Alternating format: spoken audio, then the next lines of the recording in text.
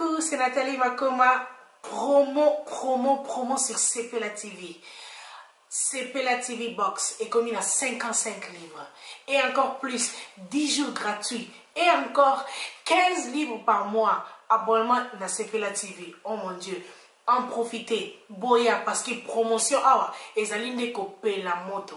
CPLA TV. Wow. It's the best. Nathalie Makoma. À bientôt.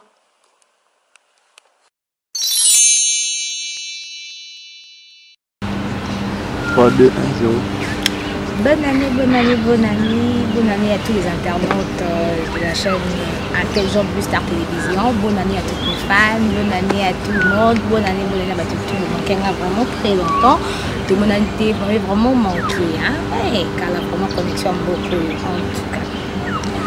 Et mes fans, vraiment très heureux de vous retrouver aujourd'hui.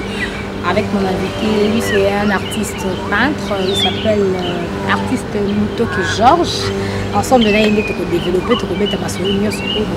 déjà la table où il a tout près là.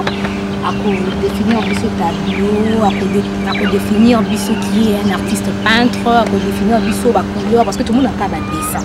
Moi, quand dessin, et la sensité. Donc tout à l'heure, nous allons découvrir avec mon invité. Bonjour papa. Bonjour maman. Bonjour. C'était bonne année. Bonne année, la chaîne la CPD, pour passer la chaîne pour la première fois. Bonne année. En tout cas, je suis un chef de bien. Je veux vraiment te la artiste peintre. Maman dans mon camp de Moussalam, il y a pas mal de sens. Tu pourras artiste, c'est pas artiste musicien, bien artiste comédien, mais artiste peintre, on dirait que vous n'avez pas vraiment considérable vraiment. Qu'est-ce qui se passe? Merci beaucoup la question. Tout d'abord, mon art plastique. Pour art, artiste et musicien, ça s'appelle art. Nous, c'est ça art. Art dramatique, art musical, art plastique. Nous, c'est ça art. Cinéma aussi, ça art. Nous, les artistes peintres, c'est la classe. Excusez-moi le terme. On a vu c'est la classe parce que nous, ils allaient réserver la catégorie Moroboy. Et on m'a dit que tu peux comprendre, c'est facile de comprendre. Mon académie de Beaux-Arts, c'est pas pour rien que je suis à l'académie de Beaux-Arts. Les arts, moi, réservé dans ma classe Moroboy. En musique, ils peuvent avoir la classe. C'est-à-dire que c'est vraiment la philosophie, c'est l'identité, tout ça. Il y a beaucoup de choses dans la carte. Et on m'a dit que tu vas comprendre. On va sur la mission, on va comprendre. Bien répondu, mais tu n'as pas tout y parce que tout le monde a des dessins. Peut-être que tout le monde y a des dessins, il y a tout de te comprendre. Mais dès que tu la rendre franchement, il faut éclaircir sur la section de la fini. Ensemble avec mon caméraman, je suis image bien. Pour tout vraiment temps il y a et en plus la couleur et l'axarani. Parce que Bila a tapé comme un mboko. Au moment où tu fait à la noir, tu matang à la rouge, orange, mauvais dit. Vraiment avec la couleur peu des beaux et pour tout ensemble. Expliquez bien sur notre tableau dans une Bon, en tout cas, madame, merci de la question. Vous avez dit que en français, les goûts et les couleurs ne se discutent jamais. Jamais. Cela veut dire, donc, nous sommes artistes. Il faut art. Nous sommes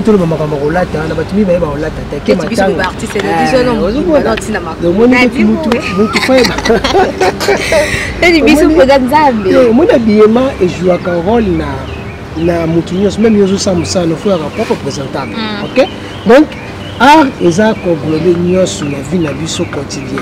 C'est un tableau, thème la communication.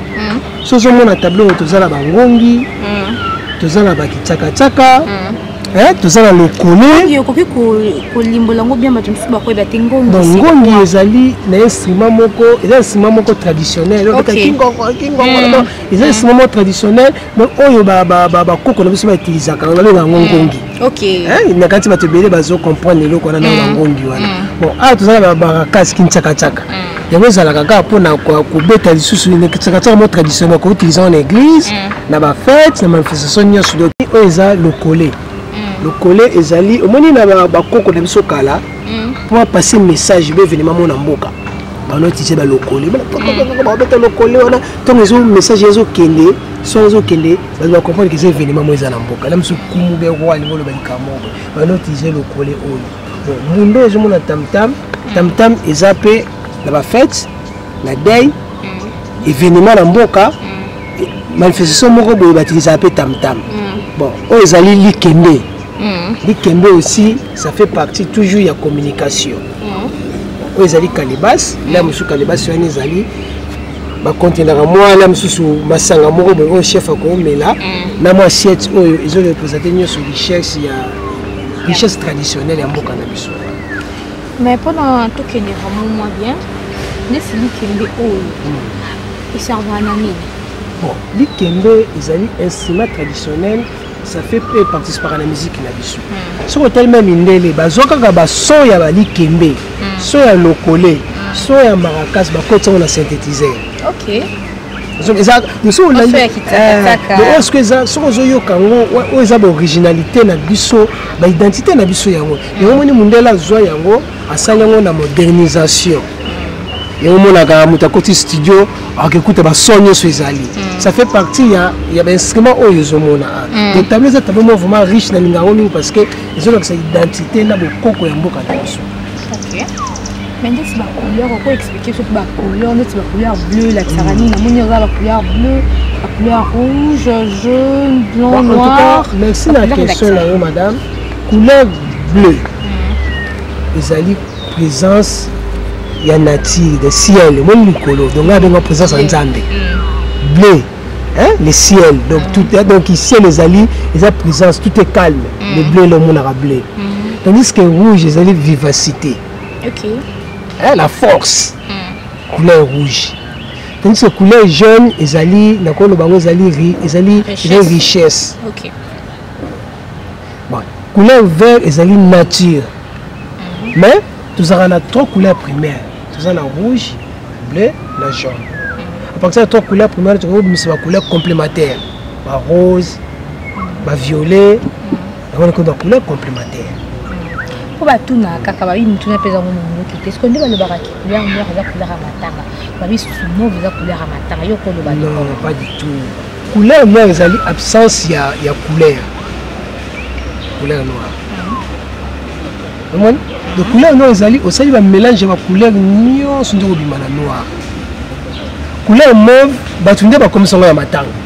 Est-ce que couleur ani parce que bon ça là bon on m'a dit dans l'église maintenant par exemple l'église catholique soit ça la messe ya matanga balata ni couleur mauve.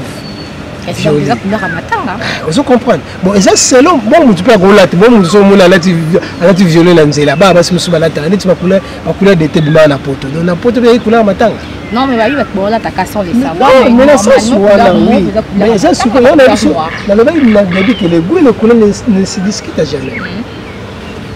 Nous tout ça qu'on s'est plané na tableau tu nous tout ça c'est pelé na de côté moi couleur tout discuter peut-être couleur noire comme couleur ta matanga comme couleur ta na fête ça dépend ya mutu ngalo ba ça dépend ya mutu ndenge zo concevoir tanaï ndenge zo raisonner ni kamuna zo saler. Voilà, c'est un artiste. OK. Vraiment, toujours continuer. Bonne année, la Béni Samba, elle patronne originale la baronne, autrement dit, grande dame.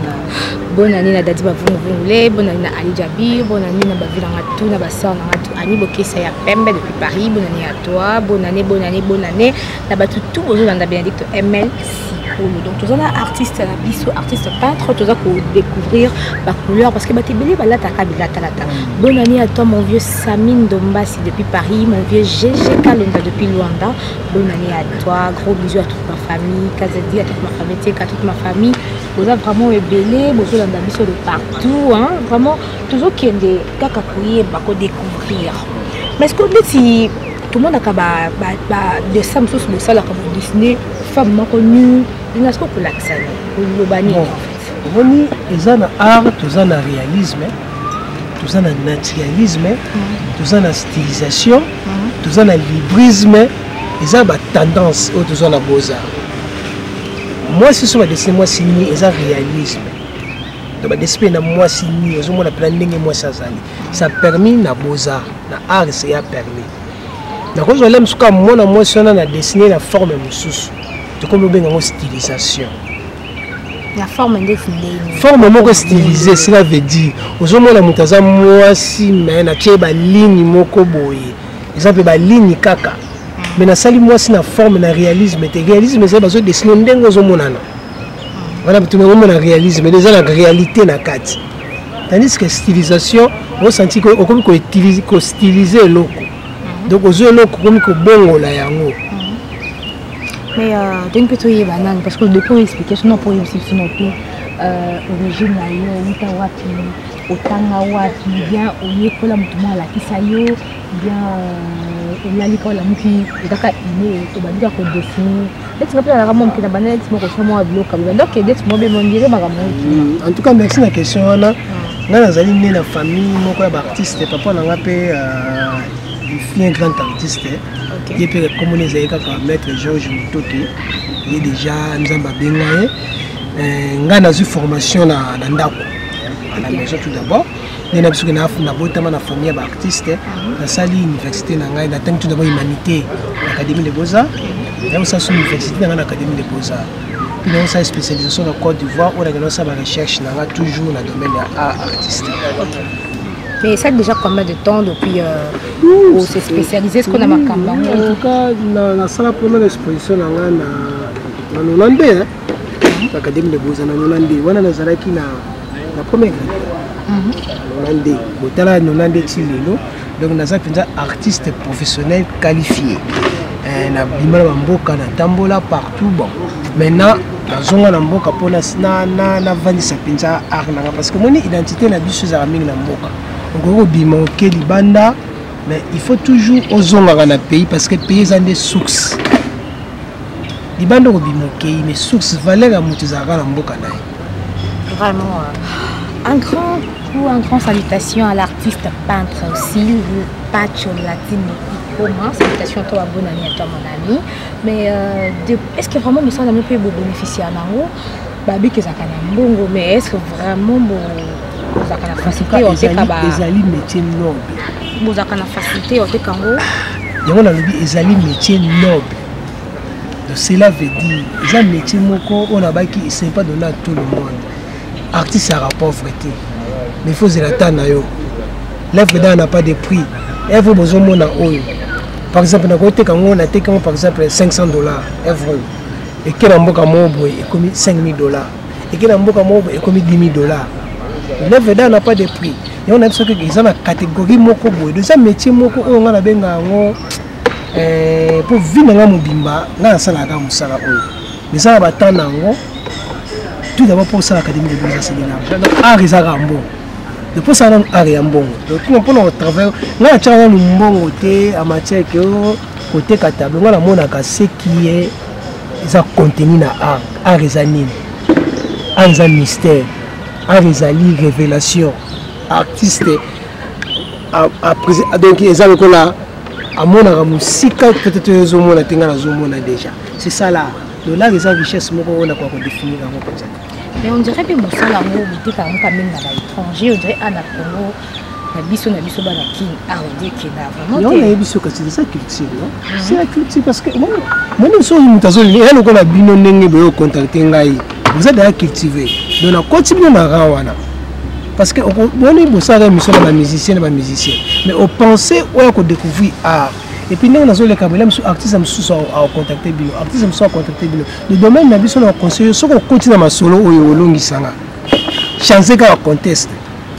Maintenant on a artiste plasticien ou longi sanga. Donc biso c'est identité mobile, biso c'est bibliothèque, biso c'est la philosophie. Le biso c'est le comment ça profond, c'est identité mboka. Tu vois banda ko décortiquer tableau, tu comment bimisa makamsu na tableau. C'est ça force il y a artiste plasticien. Ok, mais vous avez divisé comment l'artiste ou ça la tableau, même artiste ça la biquet, ou même si vous non, c'est tout ça art plastique. Art plastique. Art plastique, ils ont option. Tous en a peinture, tous en a céramique, tous en a métal bâti, tous en a tous en a publicité. Publicité les a tout ça la panneau, t-shirt, tout bien en publicité. Tous en a architecture intérieure. Oui, tout ça na communication. Mieux soit ça fait partie il y a art plastique. Oui, yango moni eza ma branche tant ozotanga yo poni branche na onde tingana pona na peinture. Ok, toujours comprendre vraiment très bien. J'espère maintenant maintenant pour l'adoption, toujours comprendre la vie de Ilmo. Voilà, mais tout n'a qu'à passer, on ne sait jamais. Mais est-ce que oh bah comment on dit le ça nini le collé. Le collé là, même le cœur c'est moi boy vive la musique. Hein? Le collé. Donc on utilise mingi donc ça pas ba tété les azaka instrument moko ils ont la valeur makasi. Donc ce qui est mon message moi ça aussi passé tellement battant la calabaphone ils allaient rater le tableau exactement dans la communication traditionnelle. Donc comment qu'on a vu sur le maintenant qu'on s'est communiqué dans le temps. Donc ça veut dire qu'on s'est communiqué dans un instrument parce qu'il n'y avait pas des instruments, il n'y avait pas de communication notre chef coutumier a fait un message dans Mboka. Passer message dans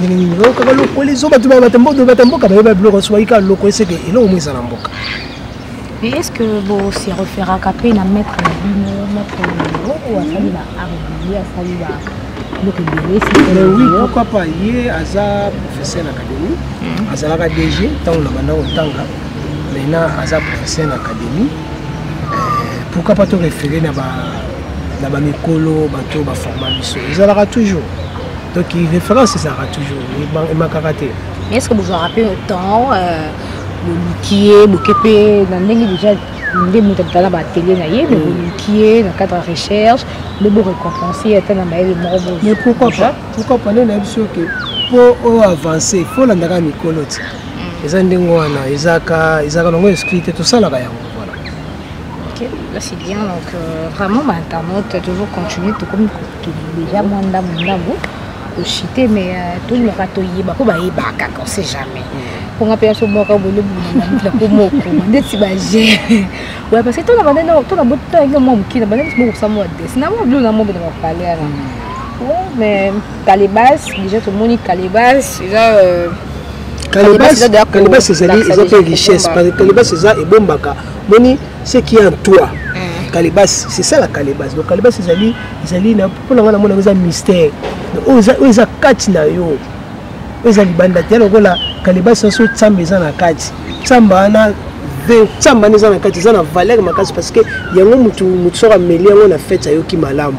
Yana mona Calibas pour nga toujours na bokoko ils sont riches et bomba comment va valeur mo na quatre.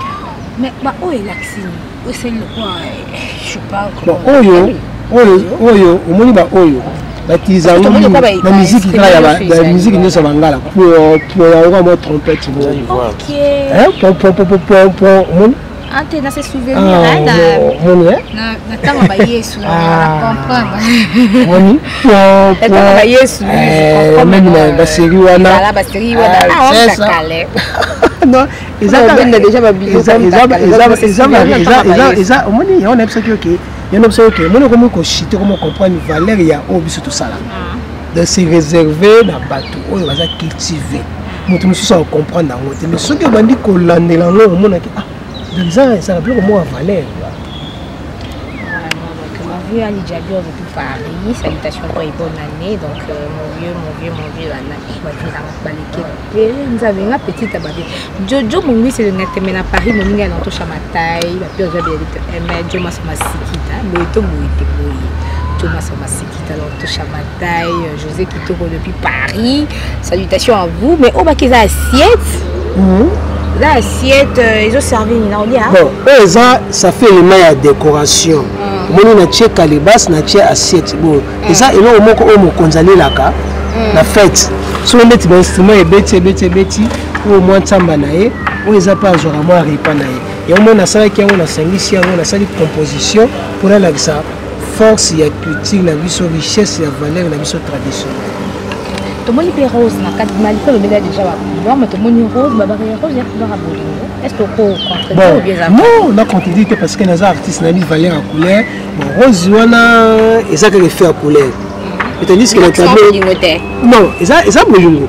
Mais na quatre tableau et continue à faire en couleur. Comme si on a travaillé et fait un ébimina. C'est bien on a fait moko artistique.